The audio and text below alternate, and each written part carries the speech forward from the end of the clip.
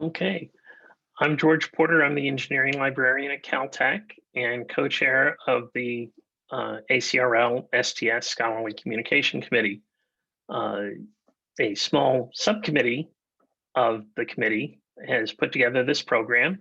Kristen Buxton at the University of Oregon and Hannah Chapman Tripp at the University of Texas in Austin, who is bravely soldiering through the incredible travails of 2021.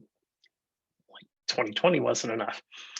Okay, so without further ado, uh, I'm going to introduce each panelist. They'll give a few minutes of background on the OA funding at their institution from a library perspective.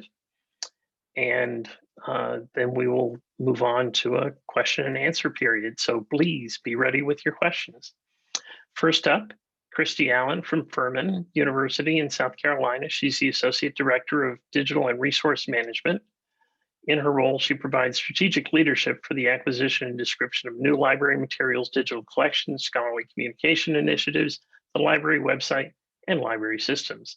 In 2016, she and science librarian Andrea Wright established Furman's first institutional repository using bPress and an open access fund. Christy? Thank you, George. I'm going to share my screen. First of all, can you all hear me okay? Good. Okay, great. So I'm just going to share my screen real quick to go over briefly some aspects of our open access fund. As George said, we established it in August 2016. And we did so at a time when very few private liberal arts colleges or very few small colleges were moving in the direction of an open access fund. We submitted a proposal to our director and said, give us $15,000 and we'll stretch it as far as we can. Let's see if there's a demand for this thing. It was one of those, if you build it, they will come. There wasn't a lot of demand on campus for it, but we were really curious to see if it would take off, and we were very pleased that it did.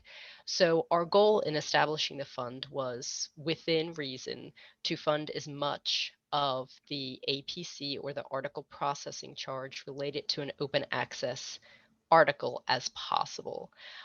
We also wanted to cast a broad net, so we didn't restrict our author eligibility all that much. We basically said, if you were a faculty member, if you were a researcher, if you were a staff, student, administrator, as long as you were somehow affiliated with Furman University and you choose to publish open access and it meets the requirements that we've set out, we will pay you the money.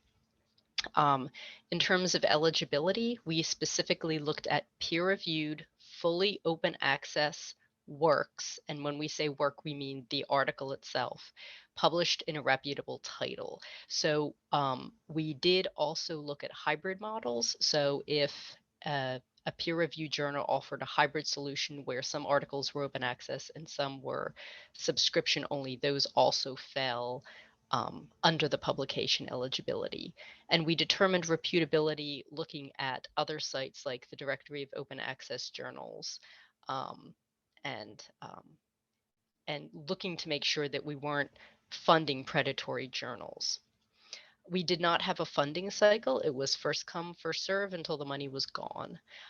In terms of reimbursement, again, our goal was to fund as much of the APCs as possible. So we set a cap of $3,000 per author per article per academic year. So for example, if an author, if there were two Furman authors affiliated with an article, and the article itself costs $3,000, we would fund the full article, but each author really only spent 1,500 of their 3,000 cap for that academic year. So that if those two authors then went on and published another open access journal, open access article that also cost $3,000, they could do that again.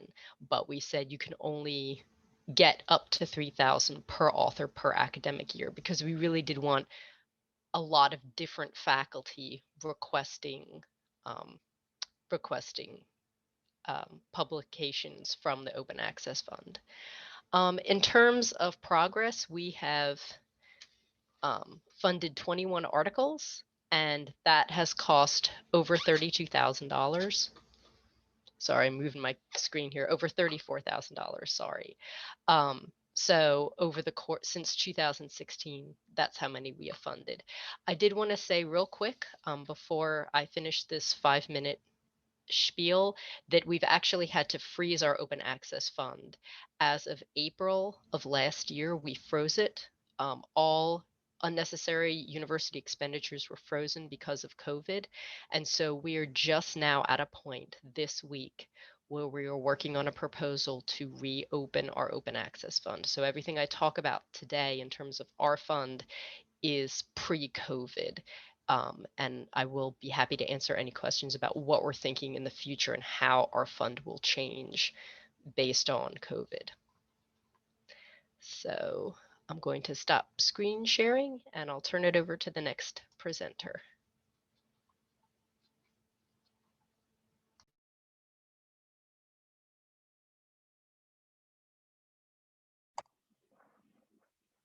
George, you're muted.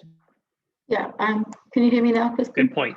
Yeah, I was muted. I'm sorry about that. Hema Ramachandran is the engineering librarian at California State University at Long Beach since 2007. She started her career many decades ago in a construction company in England and has had the privilege to work at many research institutions such as University of Florida, Northwestern University, and Caltech, where we worked together from 1999 to 2005 and was eventually succeeded by Kristen Buxton.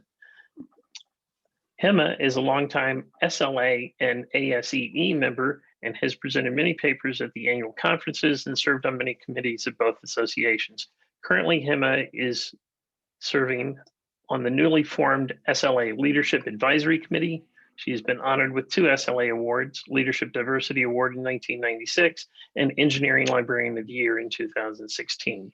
She wrote a chapter on computer engineering and using engineering literature, edited by Bonnie Yosef, and has co-authored a book, Lifelong Learning for Engineers and Scientists in the Information Age. Both of these books won ASEE's Best Publication Awards in 2007 and 2013, respectively. More recently, she won Cal State Long Beach President's Award for Outstanding Faculty in 2019. Hema's interest in open access dates back to 2000, when she was lead librarian at Caltech, digitizing the computer science technical reports, a model for future Caltech digital archives, before coining the term institutional repositories, to what is now CODA, the Caltech Collection of Open Digital Archives. Hema? Okay, thank you, George. I'm exhausted even listening to that. Okay, hopefully this works. I don't often use PowerPoint these days, so thank you, George. Open access at the beach. Our fund was just launched, actually, fiscal year 2019 to 2020. So we're in the second year of funding. And our funding is actually through the Office of Research and Sponsored Programs through their committee called URAC. And URAC is the University Research Advisory Committee of the ORSP. And I happened to be the Dean's designee on that committee when all this happened, which was very exciting for me because our Associate Dean was working in the Provost's office at the time. So there I was, suddenly on the agenda in March 2019. It was literally happened like this. I saw it said open access funding. I almost fell off my chair. I was getting ready for the meeting. So anyway, things moved really fast and we came up. So I actually, what I didn't know was that the Associate Dean for Research in the College of Natural Sciences, Dr. Barbara Taylor, had been bugging, to put it politely, the AVP of ORSP about funding for open access because her faculty in science and mathematics were asking her for funding. So that's how it came about. I didn't know the backstory at the time, but things moved really fast. And by July 1, we were accepting proposals from faculty on our campus for the fund, which is 20,000, although Barbara told me recently it's actually 21,000 because we issue awards 3 times a year. Anyway, 20,000, which seemed modest at the time, but we said, okay, let's start with that. And I was looking for a way about how to get the policy and procedure for this fund and do something really fast. And I remembered that CSU Fullerton, Dr. Mark Bilby, had such a fund. So I called him literally and said, hey, Mark, how do you do that? So he sent me the Google form. He sent me all the procedures in the Google form and everything that they use. And so Dr. Barbara Taylor and I became partners in crime on this thing. And we worked together, we adopted their procedure, presented it to UREC, who funded it, who approved it. And we were going really fast. So it's open to all tenured probationary faculty and full-time lecturers on our campus. That's what we decided. The ORSP staff converted the process into InfoReady. InfoReady is the program we use for funding, internal funding, I should say. Okay, so the criteria includes, but is not ranked. This is not ranked. Of course, the journal has to have a high impact factor. And the faculty actually have to, in the process, have to actually search their journal in Romeo, Sherpa Romeo, Ulrichs, it's a good place to start, and the Directory of Open Access Journals to make sure they need to verify that it is and prove to us that it's a reputable journal, etc. So the article, we like on our campus to include our CSULB students. So the article, if it's co-authored by CSULB students, it carries a higher weighting. And also if the faculty obviously is a probationary member trying to get tenure. And we want to make sure the requester has not received ORSP funding for publishing in the past year, but I think we need to revisit this as I was getting ready for this presentation. So individuals may request funding for half the amount of up to a limit of 2,000. The rest, they can ask their college if there's research funding available, or they fund it themselves. Requests are accepted on a rolling basis 3 times a year, November, March, and July. And requests for funding are made after an article is accepted and up to 2 months after the article is published. So far, I checked with the ORSP staff. We have funded, as of December 2020, 15,976. 19 awardees, not bad, 6 applications waiting to be reviewed, and as expected, the STEM disciplines are dominating. This number looks good until I tell you that ORSPs, the AVP for ORSPs actually allocated 20,000 a year. So I had a conversation with Dr. Barbara Taylor before this presentation. She said, my biggest worry is, Hema, that they'll take away the funding. We need to get the word out. So we use all this money, you know how that goes. So in terms of outreach and challenges, etc., we had a workshop. Librarians conducted a workshop as part of OA Week in 2019. And we have a LibGuide, of course, and ORSP sends email blast to campus, to the faculty on campus on a periodic basis.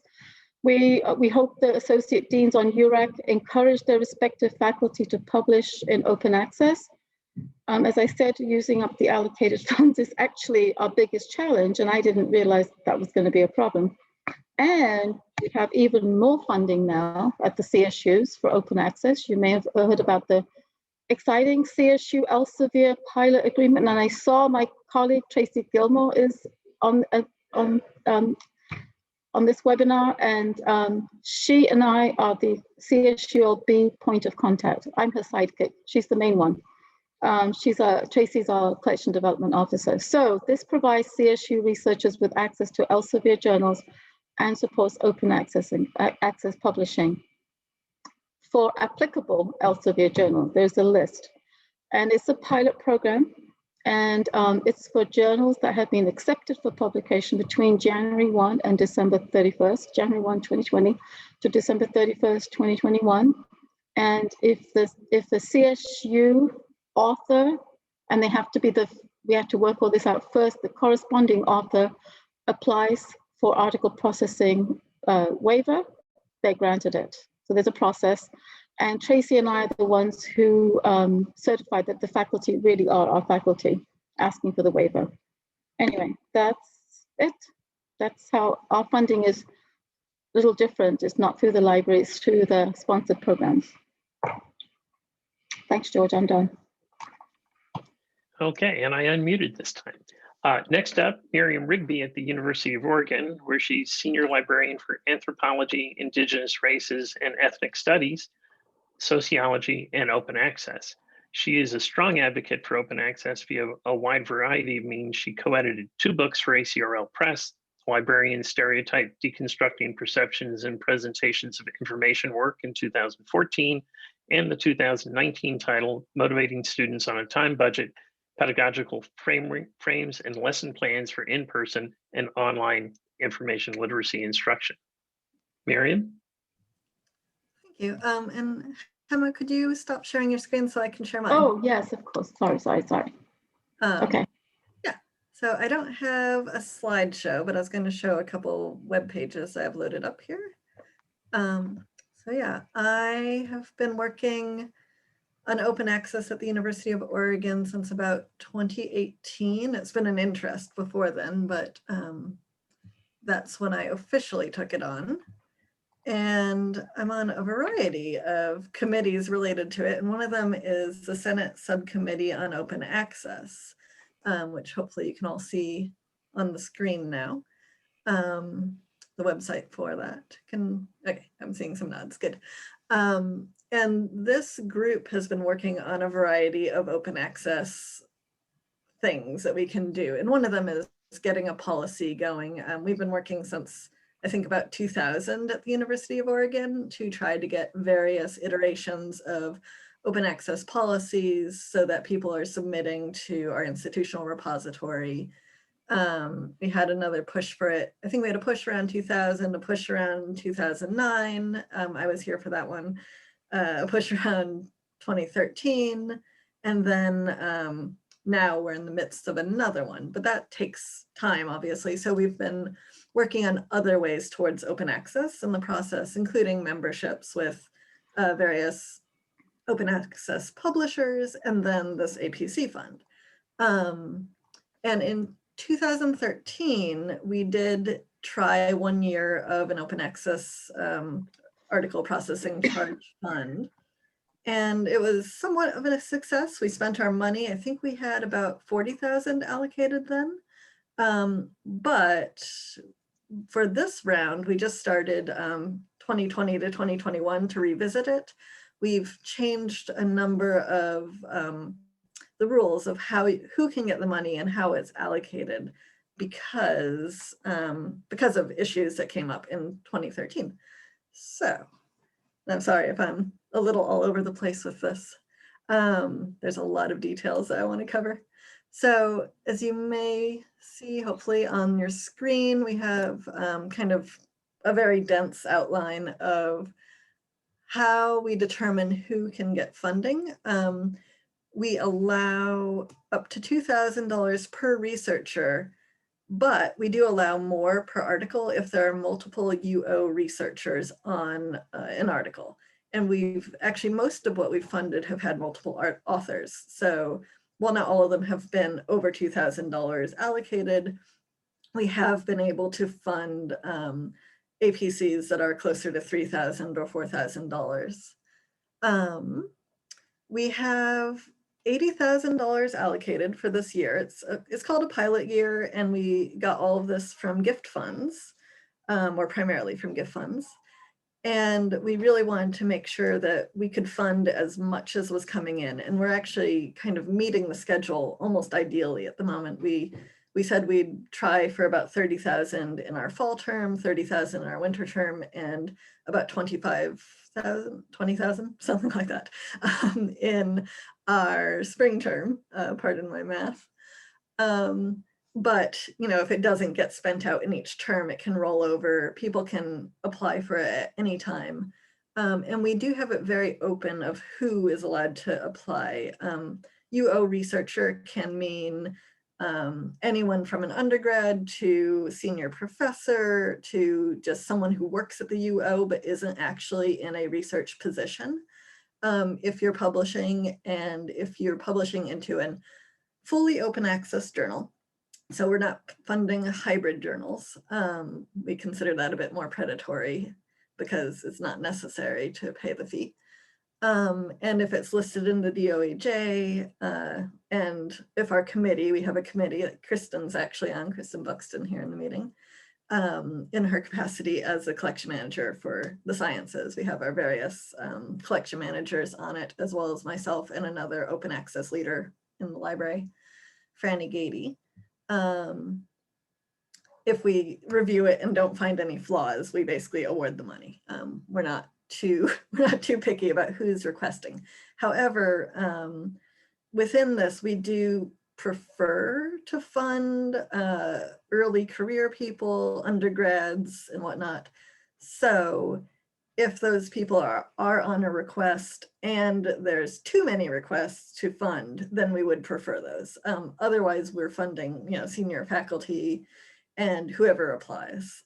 So far, we've been able to fund everything that has fit the bill. So sometimes we've gotten applications in for hybrid journals or other things that just don't quite work. But we've gotten, I believe it's 23 applications so far, and we funded, I think, about 20 of them. But that represents, I'd say, over 40 researchers at the UO because there are so many that have multiple authors. We do have some authors who have had multiple articles funded because the amount of money they could potentially claim from us hasn't been completely spent out, or they've had co-authors who could claim additional money. So we've not had to reject anybody who's run out of funding it either.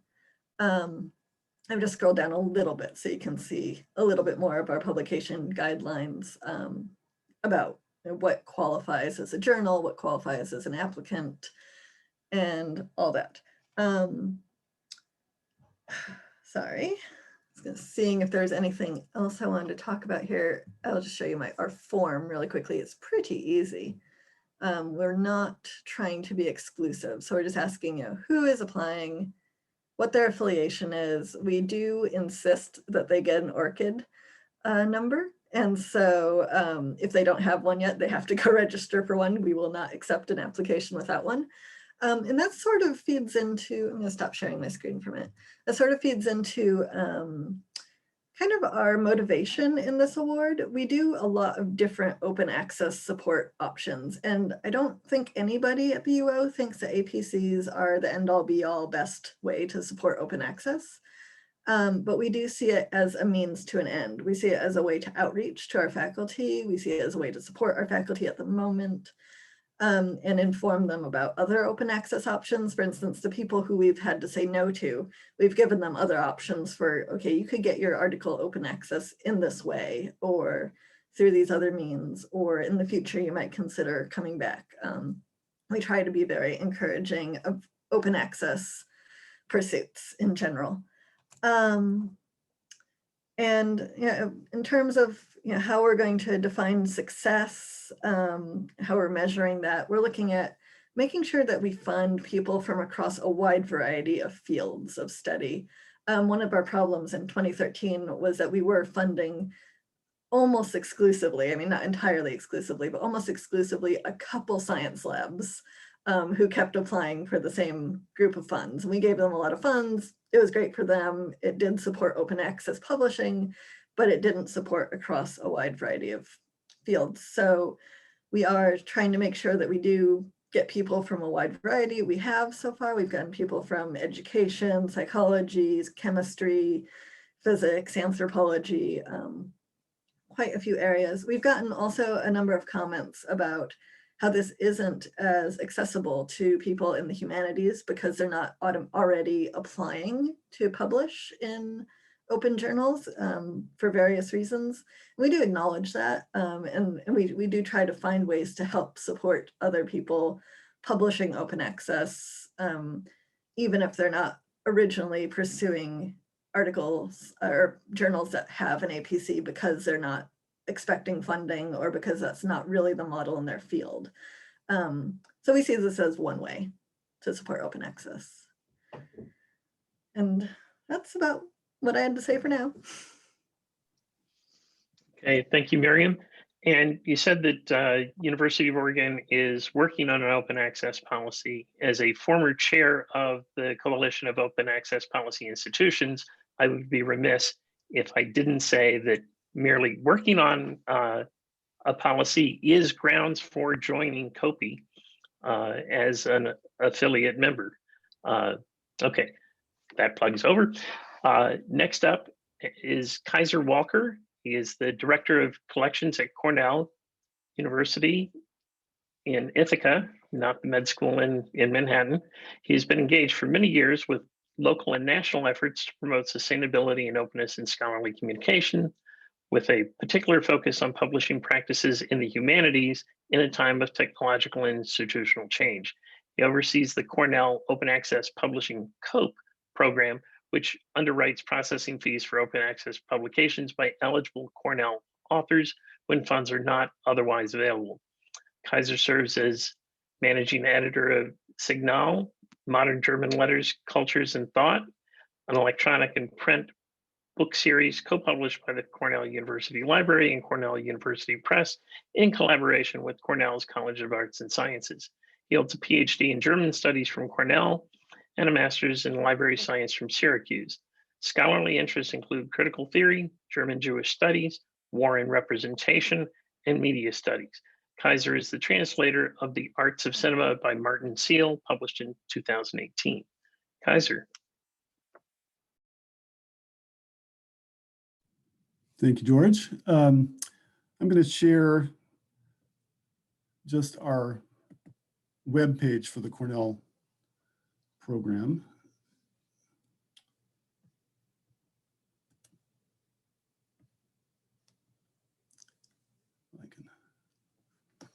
Pardon me.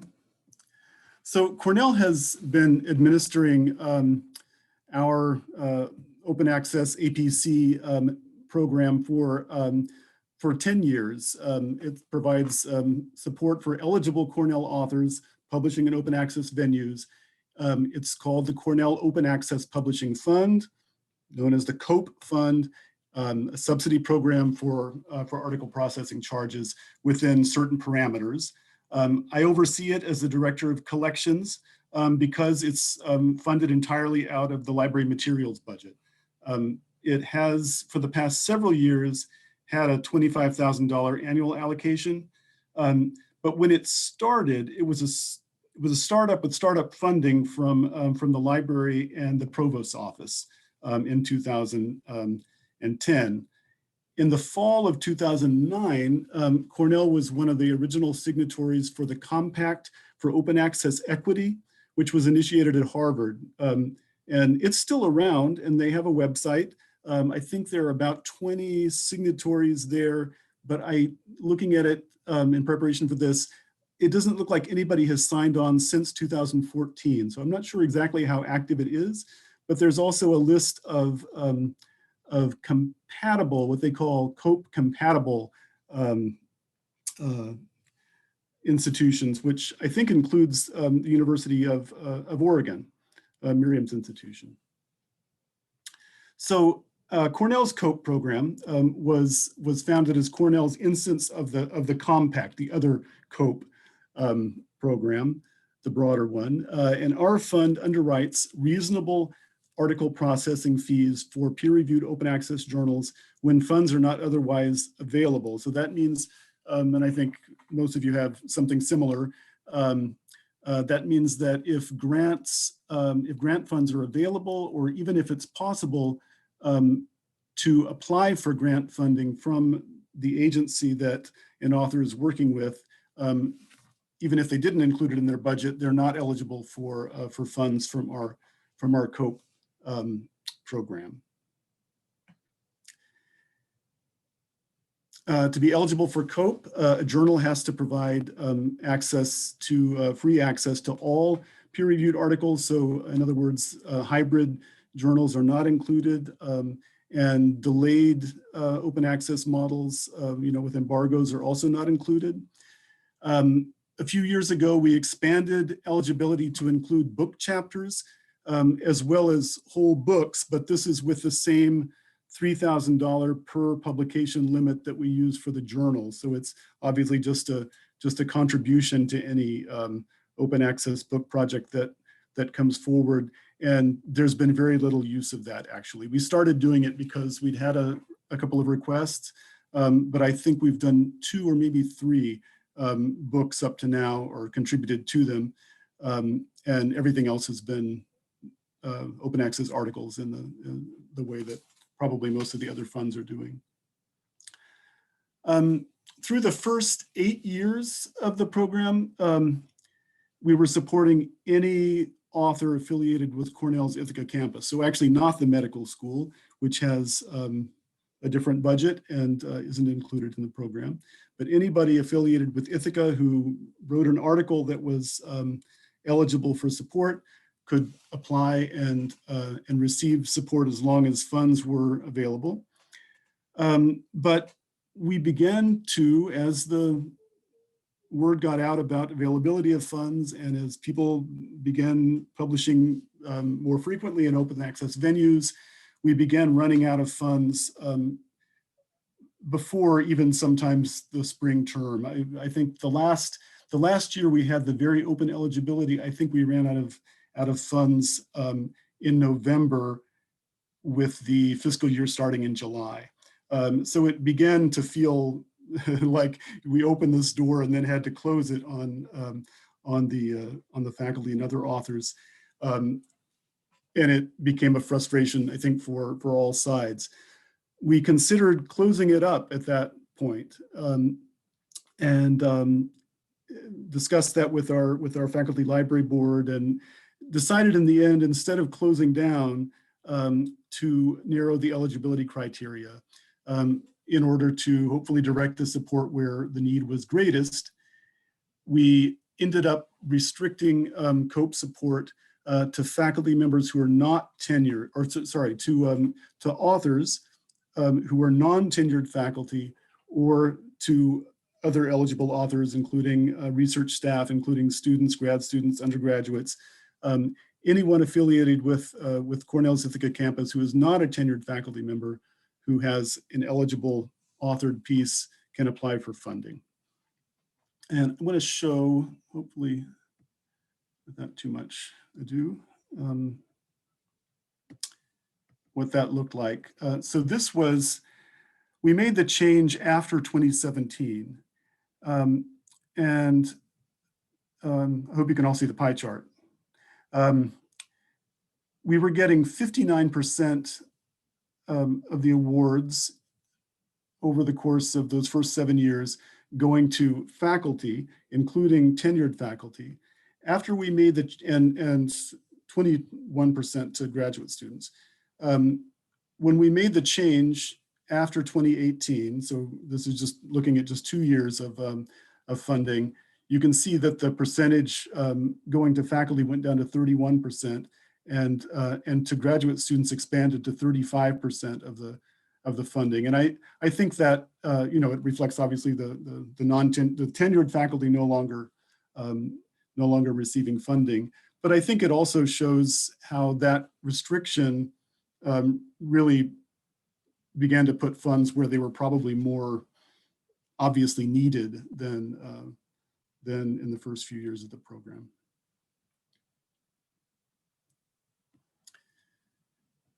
So to date, we have supported 214 journal articles in 94 different journals. And as I said, a couple of open access books as well. So since we started in 2010, for over 10 years of operation, this has been about $300,000 as of the end of last fiscal year. We've funded authors affiliated with more than 50 departments at Cornell. And as for the rest of you, the fund is used most heavily in the STEM fields, but the spread has been broader, and we've had people in the humanities and certainly in the social sciences taking advantage of the program. We've had about 25 to 30 publications funded every year. Most of them are multi-author papers, and I'm guessing that's probably true for other similar programs too. And the way we have been handling that from the start is that we divide the paper by the number of authors, and then we pay the Cornell share. So if there are 3 authors on a paper, 2 of them are eligible for funding because of their Cornell affiliation and their rank, then we would pay 2/3 of the fee.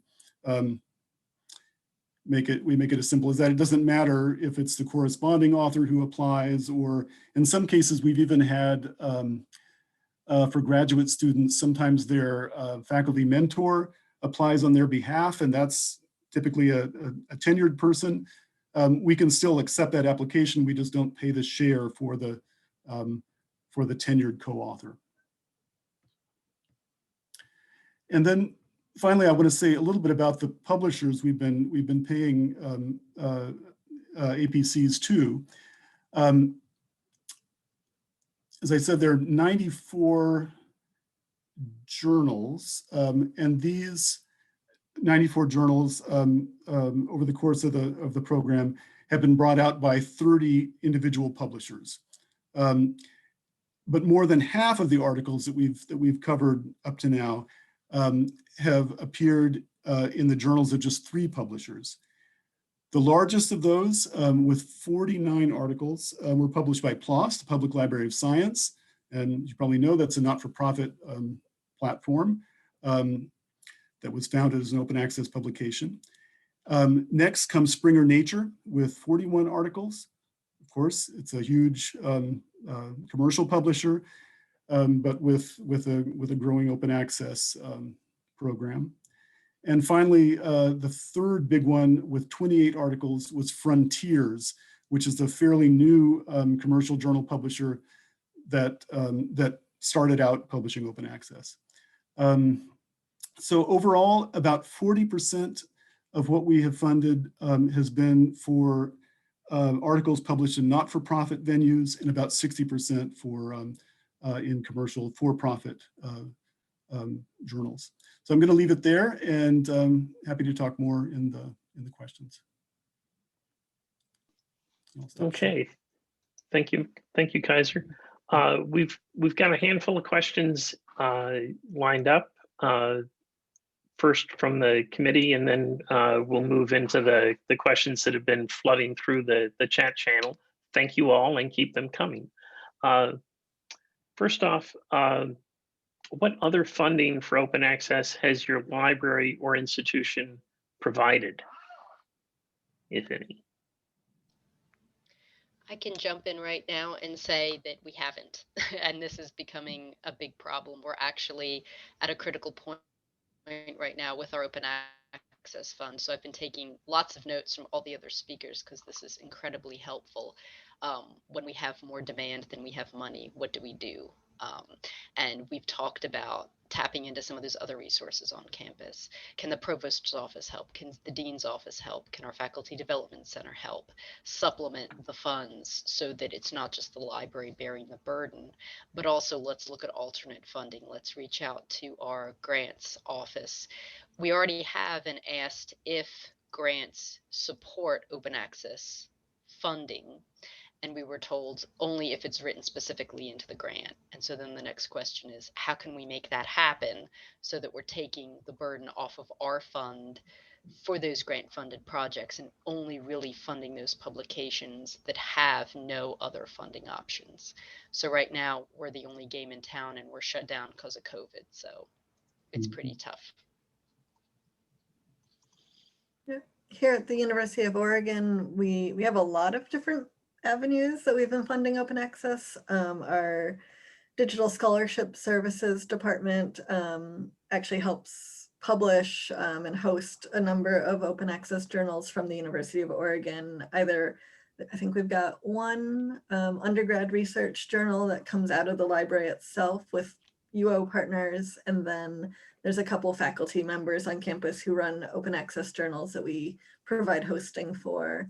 Among other things like that. But we have memberships with Archive, Biomed Central, HathiTrust, Knowledge Unlatched, nucleic acids research, Open Library of the Humanities, Reveal Digital, and Scope 3. And then most recently, I'm not sure if we're actually, I guess we are financially now also involved with SciArchive.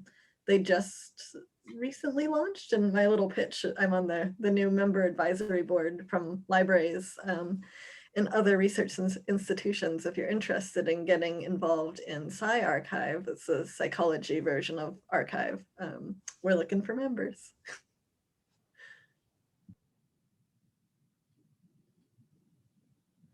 Kaiser? Yes, the list of places where you're supporting open access, like Knowledge Unlatched, like Scope 3, Miriam, sounds like a fairly similar list to ours.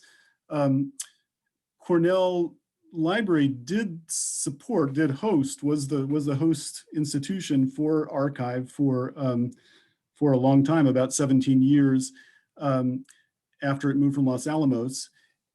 Last year, the start of 2019, the archives shifted from the library to the College of Computer and Information Sciences at Cornell.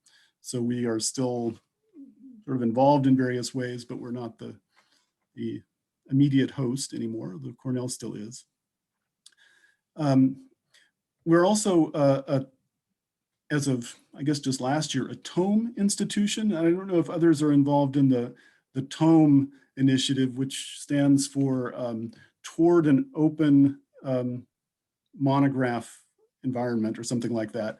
It's an ARL AAUP, the University Press Association, and who else is involved? And the AAU, the Association of Universities. And we're doing it on a fairly modest level. So I think we're providing just one book's worth of funding for a Cornell author, and I think that can be up to $15,000.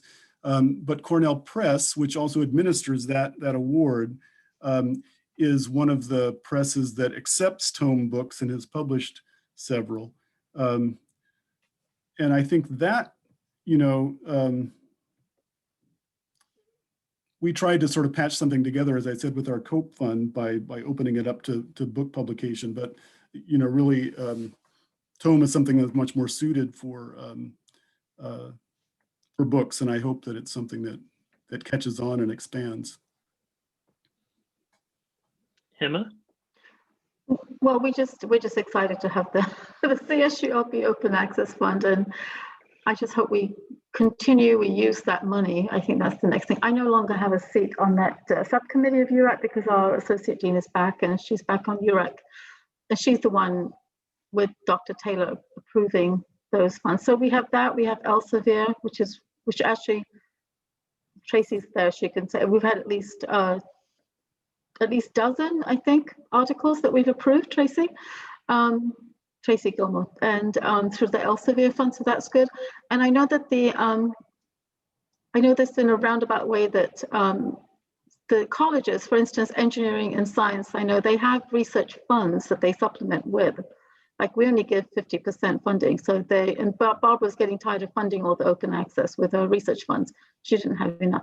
But Doreen asked a good question that I've been trying to figure out, and I thought I was getting closer to the answer before the shutdown, was that when our faculty apply for funding, do they include, something in their budget for open access publishing, like with NSF, NIH, etc. I think that's the way that we should go.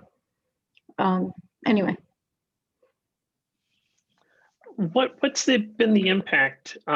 Number of articles, number of authors, disciplines covered in open access publishing from your campuses as a result, perhaps as a result of having funding from the institution?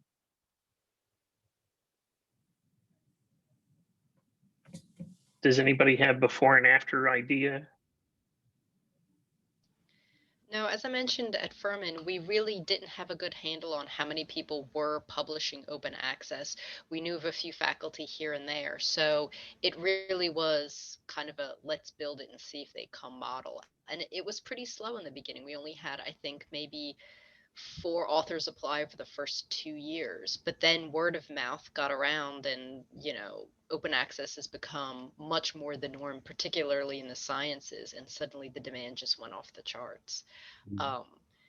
In terms of like disciplines, again, like most people, we are heavily science with a little smattering of social sciences. We haven't had any humanities or fine arts researchers apply for our fund. We're pretty similar at the University of Oregon, especially in terms of who is applying. Since we've only had this fund going since July 2020, and just knowing publishing cycles and timelines, I mostly assume that all these articles were in the works before we announced our fund. So I think we're getting a decent picture of who is publishing in places that require an APC, at least to some extent. I think in the sciences, there's a lot more publishing in open access journals, but they have a lot of funding rolled into grants already. I think we've had decent outreach about information about that and about writing data management plans and getting things into grants in general. So I think open access fees maybe have been communicated in the sciences, at least, before we started even funding them. Although I think also our push in 2013 inspired a lot of people as well to at least hope that there were APC funds, because we've never stopped getting requests for APC funds between that 2013 push and now our 2020 actual funding. So I think we don't have a picture of what's been published, but I think we're getting a picture in a way.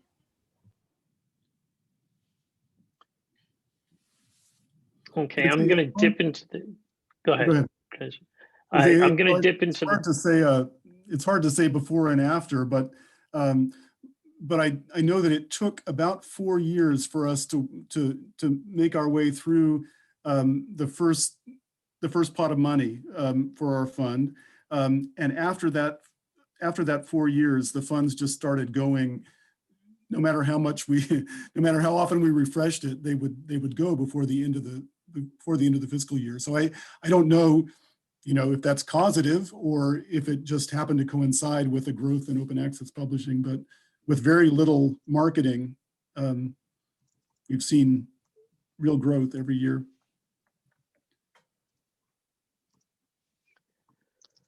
I'm going to dip into the chat stream real quickly.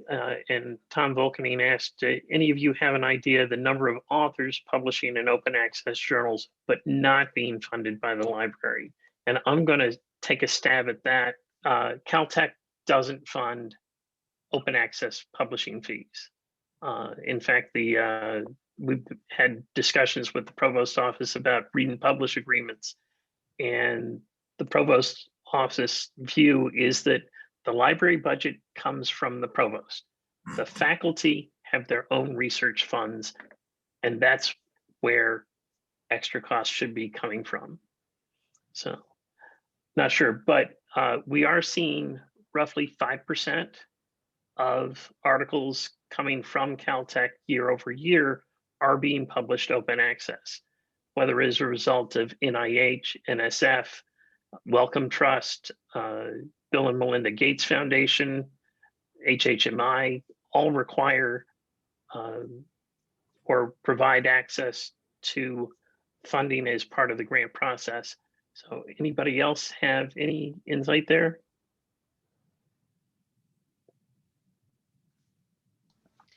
We don't have a solid number. Again, it's hard for us to know who's doing what. The best that we have is that we do have programs with a couple of different publishers where the publishers will alert us if a faculty member or someone affiliated with Furman publishes something and requests to make it open access. Sometimes those come to us, and those for us are just heads up like, hey, this person might be applying to the OA fund. And I would say probably about 60% of them do end up applying for them, and the rest do not. So I'm assuming they're using grant funds or departmental research funds to fund that research.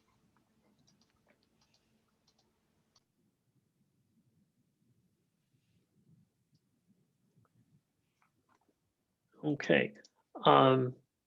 So what are your metrics to determine whether your programs are successful? Have you identified or done a review of the performance of your program, and how is success defined?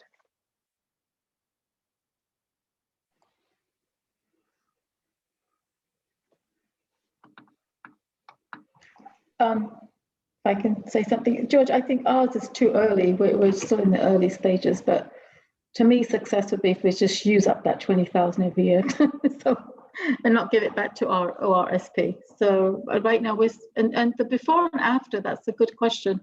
I've been thinking, I don't know. I'm pretty certain our faculty are publishing in open access even before we have the funding.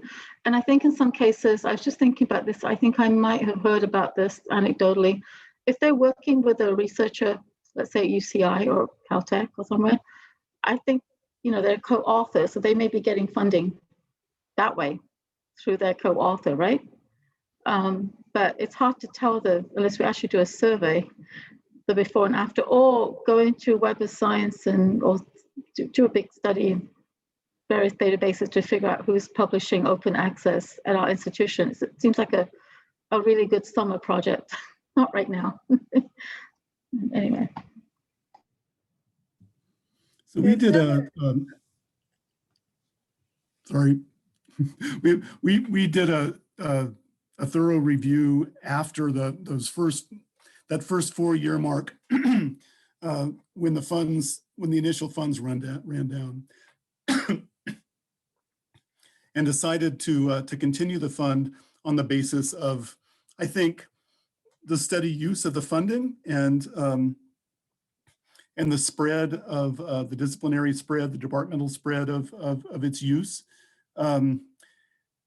We haven't done a sort of major review since that time, but we do look at it every year, especially in the last few years, to decide whether to continue.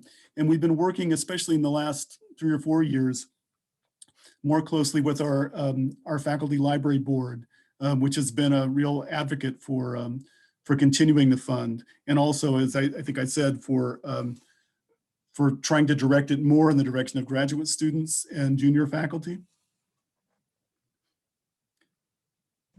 So I think as long as we continue to, you know, the funds continue to be used, it's not always the same people, we consider it successful. Yeah, at University of Oregon, we're in a similar boat of looking at a good spread of disciplines, as well as a good spread of level of researcher. So we're excited that, you know, we do have an undergrad on one of our funded applications, and we have a number of applications that we funded from graduate students, as well as a number of early career faculty. So we're thrilled to be able to fund kind of, I don't want to say lower level, but, you know, early career people, and not just support people who already have funding and just happen to see the opportunity. The other thing that we're hoping for, and it's part of our application process, is that people agree that they will also put a copy of their article into our institutional repository. And that's another outreach point for us. We're hoping to get more people to remember that we have an institutional repository, that we can get faculty works into there. And that's part of our open access policy work as well. But any way we can promote that to get more works into our repository, we see as a success. So that's another measurement, that we're actually able to follow up with these published articles and get them into our repository. Because I know that that's a sticking point at a lot of institutions, even when they have solid policies.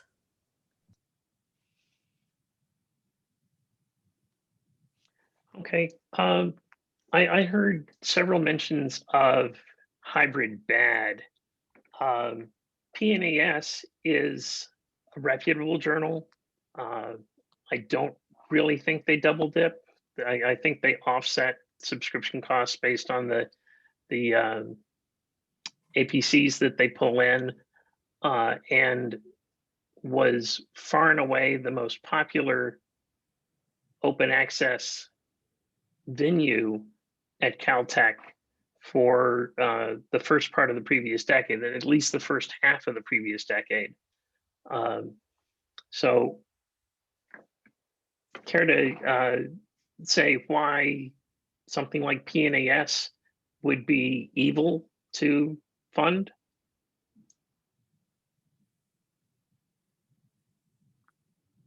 So I would say we certainly try not to put any of this stuff in moral terms. And I think the question of whether a journal is reputable, whether it's maybe predatory, it's a term I'm also not so thrilled about, is a separate question from this question of the business model of hybrid or pure open access. So we have and it sounds like it's similar to what the rest of you are doing. We have the authors self-check whether the journal is in the DOAJ and a couple of other things that they can look up to sort of check reputability. They have to confirm that it is. That's the only thing we try to do in terms of vetting for reputability. But the hybrid question is a different one, and it's just about the money. Since we're already, in most cases, subscribing to the journal, we feel that it is to some degree double dipping. I realize that some publishers are trying to account for that. Wiley, I know, tries to account by sending some funds back to the library to represent a portion of what that institution has contributed in APCs. But I think for the most part, we actually aren't seeing that in a transparent way. I don't know about PNAS.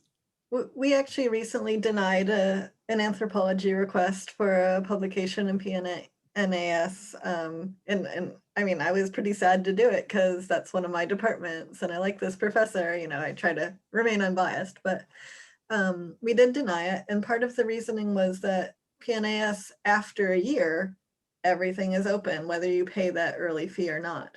We're not paying for special access or double paying for things. And so, yeah, we're not judging if something's reputable. We'll fund things, you know, if they're listed in DOAJ, but we're a little wary of if there's been some controversy behind a journal, we're still generally funding these things unless there's something really egregious.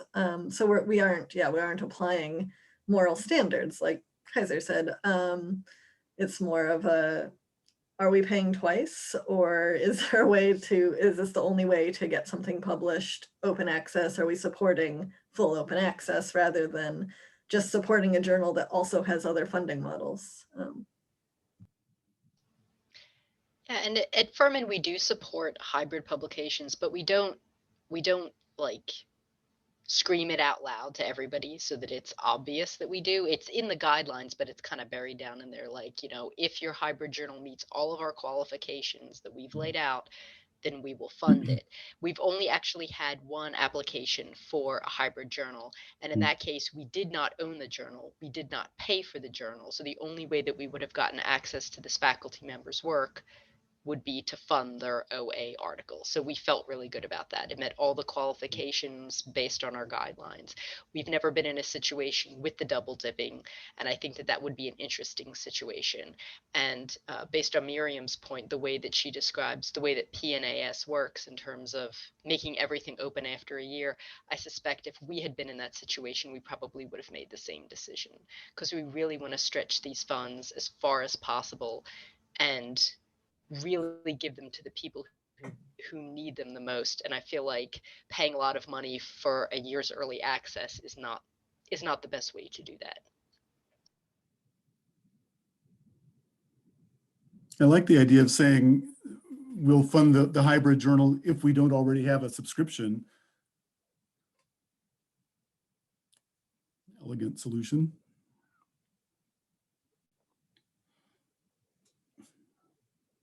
Do you support patrons in other means of locating funds for APCs? And if so, what are your go-to strategies and talking points for those conversations? And I'm going to roll into that Jess Newman's question that just came in. Do you offer any related services around identifying high quality versus low quality or predatory journals, beyond pointing people at Sherpa Romeo and DOAJ.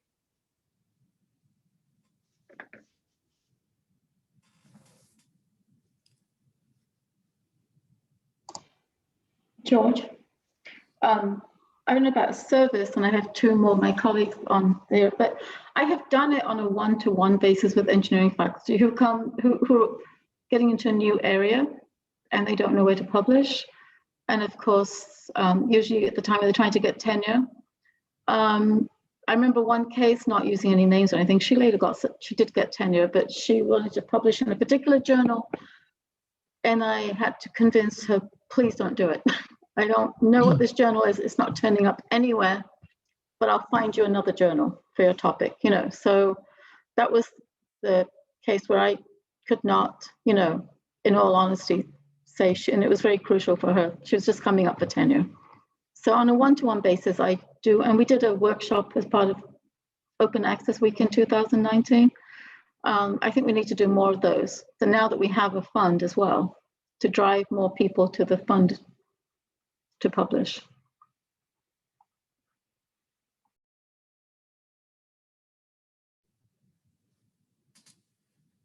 Yeah, we have a live guide devoted to the question of predatory publishing, and there are workshops that take place from time to time. It isn't really linked very closely with our APC funding program, though. And that's mostly the reference staff who do those workshops. And otherwise, we say we direct people to DOAJ, but also ask that the journals be published by members of the Open Access Scholarly Publishing Association or a publisher that adheres to its code of conduct that we make available. So, I mean, I think sometimes these questions get raised in the context of these applications, but they're followed up elsewhere, and we don't really systematically track what happens with the ones we turn down.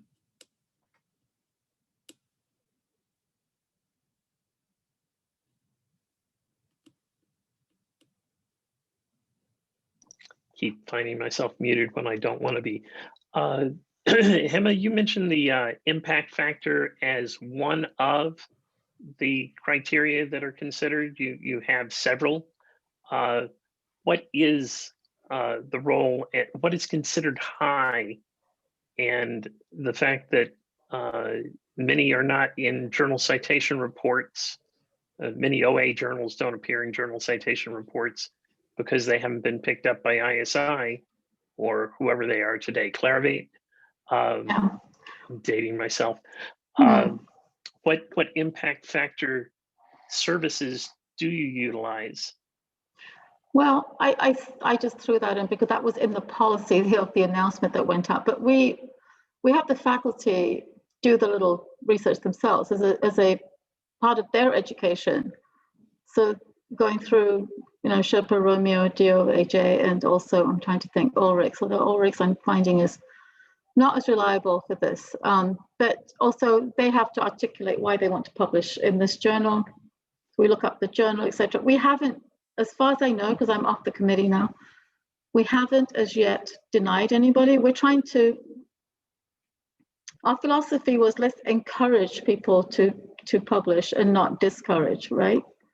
So we look at and the whole, everything they give us, and we do, I do a lot of the looking, and so does Barbara Taylor. And even if it's something not a very high impact, but they can articulate why they need to, why they want to publish here, we will give them the money. So as long as it's not a predatory journal. And the problem I had before I came off this committee, I did articulate is the problem is, in our case, supposing you get an article accepted and then it turns out it's actually predatory or not good journal, whatever, and then you're asking for funding, we should say no, right? But it's too late. That part of the education process should be done before a faculty even submits the article, right? They should be very careful where they submit. So that was my last thought before I left that committee, and something I think for all of us librarians to address also with our respective faculty. So beware, you know, like buyer beware, because you publish, you get an article accepted, then you want funding. We may have to say no. Anyway, that's so far things are going fine, I think. Well, we had an interesting situation with a European journal that, or publisher that publishes a lot of special issue journals, and some people have written them up as problematic for various reasons, because they basically outsource all of the labor of their publishing onto guest editors, like nearly entirely from this publisher. And also the CEO recently made some really problematic email statement over a chemistry listserv.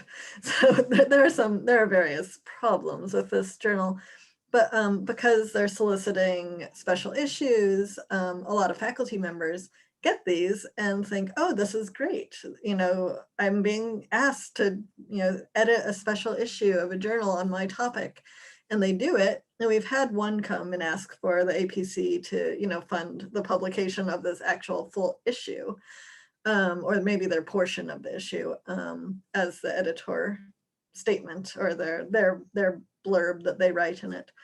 And I think we did fund one, but in the process of researching that particular publisher, we learned quite a bit about it.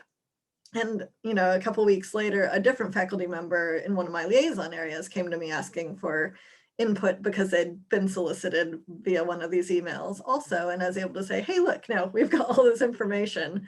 You should still make your own choice, but, you know, let me present the case to you of what people are saying about it. So we're trying not to make the moral judgments ourselves, but give people information that they might consider problematic on their own.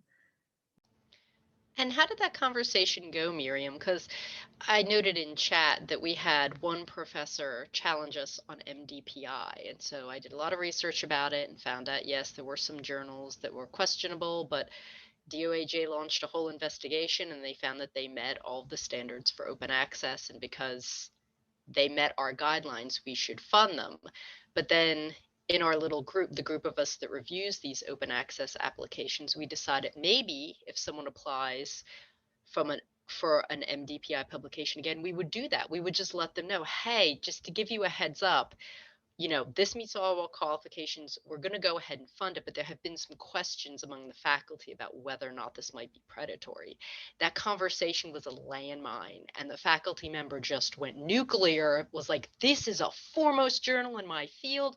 These are like reputable people. Like, how could you say this? How could you like email faculty and question their ability to choose journals in their own field? And I was like, whoa. So we backed off that, and now we just fund it because it meets our qualifications. So I'm just curious if it was like one particular faculty member, or if you had more success educating your faculty about potentially problematic publishers. Yeah, I think the fields that I work with are particularly interested in some of the social issues around publishing, I guess. So they're more receptive than some faculty might be. And it was an MDPI issue too. I wasn't gonna name names, but the CEO of that had a very inflammatory email over a chemical or a chemistry listserv with issues of race and politics, and you know, racism and whatnot. And the faculty member who was asking about it is particularly interested in issues of racism and whatnot. So he was very receptive, like, oh, this is a big problem. I could see some faculty members not being, but yeah, I haven't personally had to run into an issue yet. But I do try to frame things like, here's an article that analyzes this from a scholarly perspective, and here are the racism issues, and make your mind up, but that's the problem here.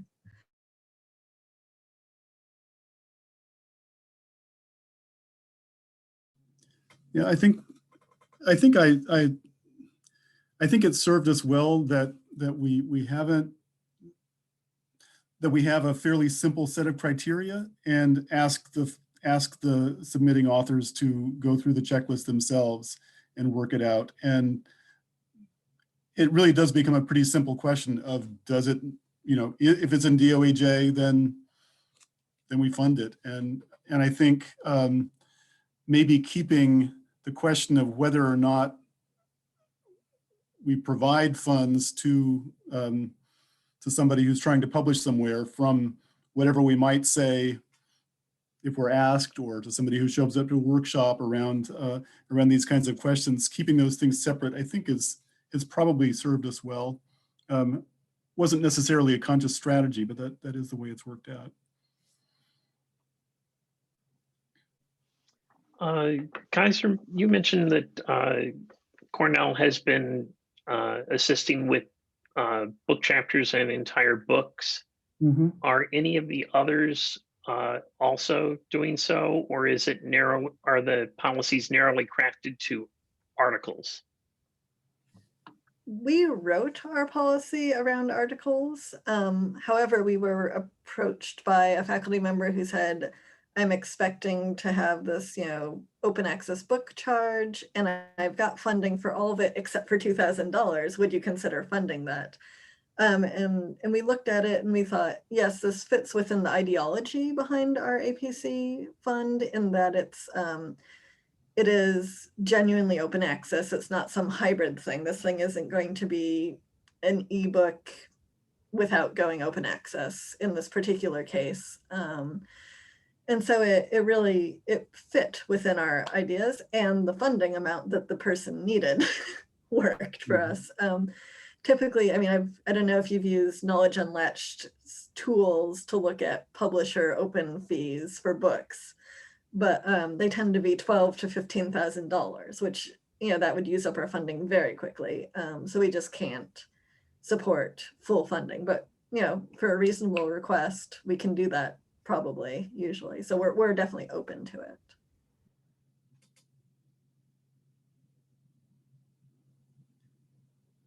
So I just put the link to Cornell's page about the tome initiative that I mentioned. And again, that is a single award. It can be an award of $15,000, but there's just one for the year. But that's what it's intended for. And I think in the case where we funded portions of books with our COPE fund, it was, you know, again, we used a limit of 3,000 for an article. It's the same limit for books, but those were toward fees of about $15,000. So the authors had to come up with the rest of it somewhere else.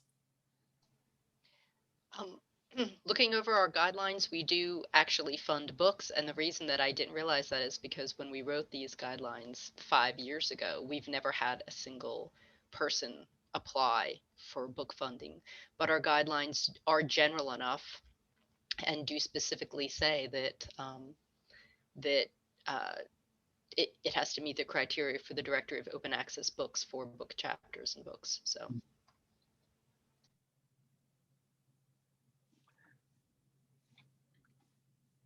What about librarians?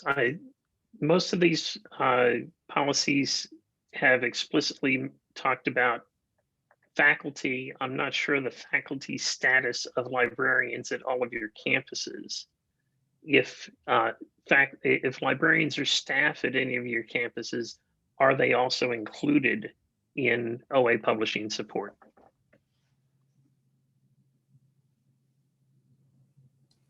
At Cornell, librarians are academic staff, and academic staff are eligible for funding. Although, to my memory, we haven't had any librarians apply. At Furman, librarians are faculty, but our fund is written as such that even if we were staff, we would still be eligible for it. Yeah, the University of Oregon, anybody currently affiliated with the University of Oregon can apply. Although librarians seem to either publish in places that are totally not open at all, which is problematic, or in publications that are open and free. So we haven't had a request yet, but we'd certainly take one. Yeah, at CSU, which is the whole 23 plus campuses of CSU, faculty are, librarians are faculty. We're actually the Unit 3 bargaining, if you want to know. And so we, as you say, Miriam, I've been trying to encourage our librarians too to publish in open access. Probably encourage myself at some point, but they don't tend to, right? So it'd be good for us to get experience in actually doing that. I'm just going through this thing though. We are looking at our policy though. We say faculty requests, right?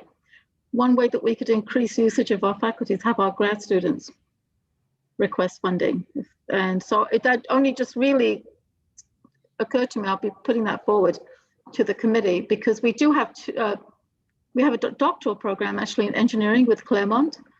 Although CSUs are not a doctoral granting institution, we're in the middle, right? We have the UCs above us and the community colleges below us. But we have doctoral program in engineering and physical therapy and nursing, if memory serves. So they are required to publish before they get, I know in engineering, they're encouraged to publish before they get their PhD. So yeah, we should probably take a look. Ours is a pilot that we just kind of launched, right? I think it's time for us to evaluate how it's being used, so.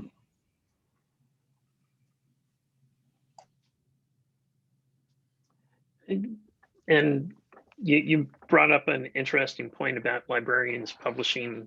Oftentimes, when they publish open access, there's no fee. And I personally have found, even within the library community, a great deal of conflation of open access and APC. And I hope we're not contributing to that with this particular webinar, because the mathematicians at Caltech don't need support for the most part. There's a handful that do hybrid Springer stuff, but many of them are publishing in online math journals that have existed for over 20 years that have no fees. So do you do any promotion of publishing when fees are not involved?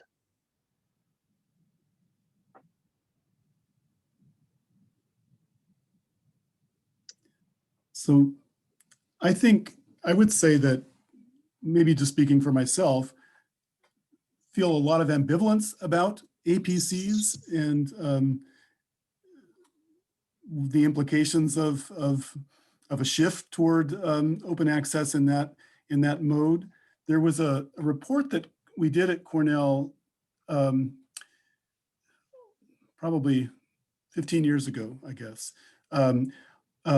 on what it would mean to see a flip toward open access based on article processing charges. And we realized that it would actually, if we were able to make such a flip happen, that it would be more expensive for Cornell than the subscriptions themselves because of the amount of research.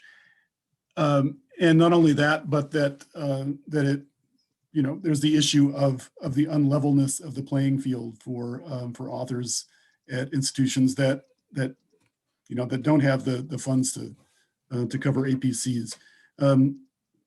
So I also feel like I hope that we're not focusing too closely on APCs. We have recently, Cornell was involved in a number of, I mentioned Archive, but other open access publishing initiatives fairly early on. And then we pulled back a bit, I would say, in the past several years, haven't been doing so many new things, but we've recently started hosting an instance of the open journal system. So far, we only have one journal, and it's a student journal in there. But I think that in some ways making that kind of platform available is something that I think we'd like to focus more in that direction with our open access support. Yeah, we're really trying to support platforms of publishing. For instance, when we just launched our APC fund, I had an anthropology faculty come to me and say, hey, I noticed this journal that's new in food studies. It's the Journal of Agriculture, Food Systems, and Community Development, has either an APC or you can be a library shareholder. And when I looked at the cost, being a library shareholder was equivalent to 1 APC. And then it covers all APCs for anybody from your institutions. And it was pretty much a no-brainer. Like, obviously we should be a library shareholder of this journal because it's going to be important to a number of our faculty who do food studies. And so when we can find those options, we definitely try to support those. Because, I mean, I think this is on the line of $500 for a year. And we certainly pay worse for a lot of journal subscriptions. So I'd much rather be a member or supporter of journals and publishers than paying individual APCs of $3,000 a pop. The CSUs actually, huge bureaucracy as we are, as part of the digital repositories initiative, they have, I noticed, going to look more into it, but they're supporting open access journals. There's a committee, of course there's a committee, right?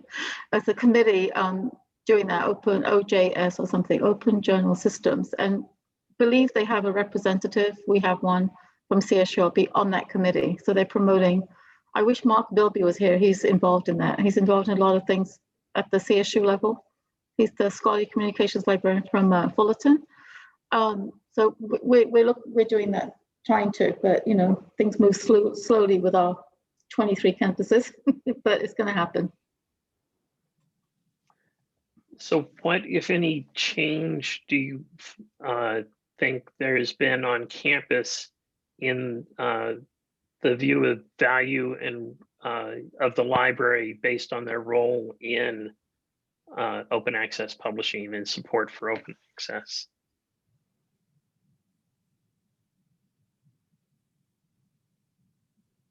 We've got a lot of really positive feedback from the faculty in terms of just providing the funding, because you know, nothing like this had existed before, and you know, we've really felt the pinch since we've kind of had to put it on hold.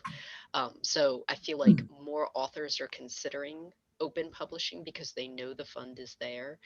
Unfortunately, in the past, the way we operated was it was first come, first serve, and our library director originally set a budget of $15,000, but when we went over that, she said, we'll just keep funding them as long as they keep coming in. So the faculty came to expect that the money would always be there. And so when we had to put it on hold, we had a lot of people saying, I went to submit my application and the form is gone. If you've looked at our website, I've temporarily put the form back up just so you could see what it looks like, but we are not accepting applications right now. And so I think people have just come to depend on it. They know that it's there, it's reliable, and people have spoken really well of it. I think one of the questions previously was about the tie-in between the OA fund and the institutional repository. And one of the things we say is that if we pay for your article out of the open access fund, it's just going in our IR. We're just putting it in there.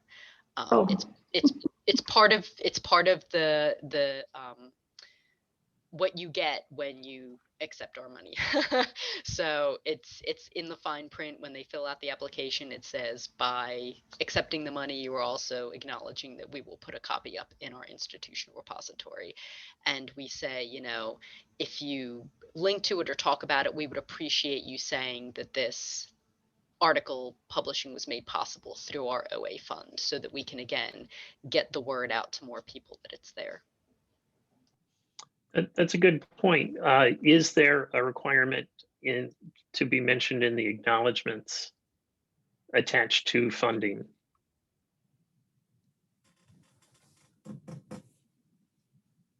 We don't have one. We don't have one, but we did have one faculty member ask us if we had a statement so that he could include it, because he was expecting to include it. So we had to come up with a statement for him, but now we have one. So.